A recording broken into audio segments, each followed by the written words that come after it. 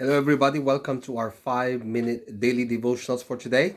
This is a series of videos focusing on some thoughts on a passage mula sa ating Moravian daily text readings. At patuloy tayo sa ating pag-aaral ng unang sulat ni Pablo sa mga mananampalataya sa Corinth, so 1 Corinthians. And today's reading is taken from 1 Corinthians chapter 10, verses 1 to 10. In this passage, we continue on with Paul's admonitions, yung kanyang mga pahayag, mga pakiusap, instructions mula sa kanya patungkol sa pamumuhay ng mga mananampalataya sa Corinth. In this particular passage, he's addressing another particular concern or issue na na-raise, which is idolatry. He warns against idolatry. It starts off with him reminding yung mga mananampalataya kung paano kumilos ang Diyos sa buhay ng mga Hudyo. In verses 1 to 5, we read that he highlights how yung mga fathers, yung mga nauna sa kanilang sumusunod kay Kristo, yung mga Hudyo, particularly referring to the Israelites coming out of Egypt, that our fathers were all under the cloud and all passed through the sea, yung Red Sea, and all were baptized into Moses in the cloud and in the sea. And all ate the same spiritual food, yung manna. And all drank the same spiritual drink, yun ang galing sa bato. For they drank from the spiritual rock that followed them, and the rock was Christ. So these were all symbolisms of how God is treating the Israelites then, and a symbolism of how God is treating us now. Nevertheless, with most of them, God was not pleased, for they were overthrown in the wilderness. What does that say to us?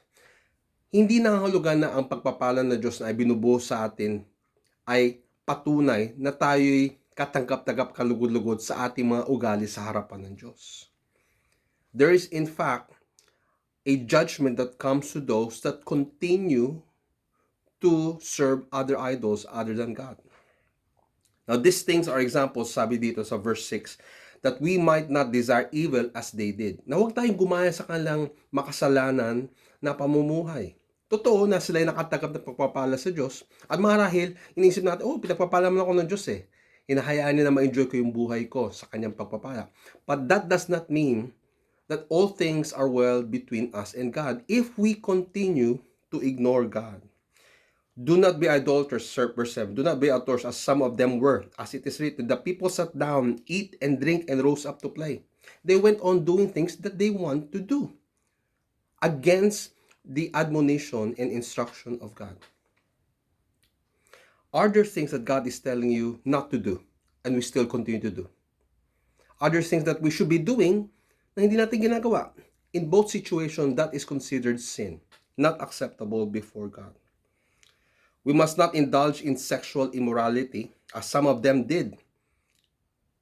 And 23,000 fell in one day.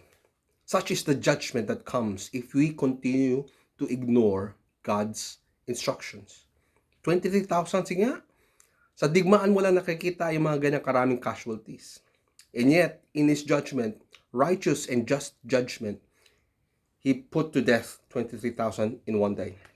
We must not put Christ to the test, as some of them did, and were destroyed by serpents. Nor grumble, as some of them did, and were destroyed by the destroyer. Now, all of these things happened and are accounted for in the book Exodus, Deuteronomy, all of those things. Read them if you have the time.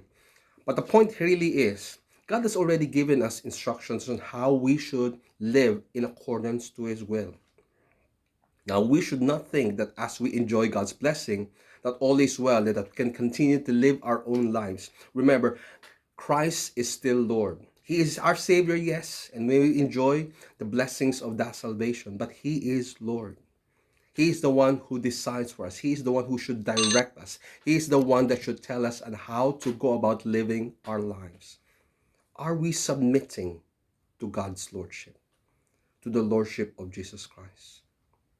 I encourage you, let us be wise in recognizing the examples that God has given us through the lives of these people, our fathers, the people who were called out by God. God's goodness is there for us. Let us continue to live in the graces of our Lord. May God bless you as you live out and follow God's word.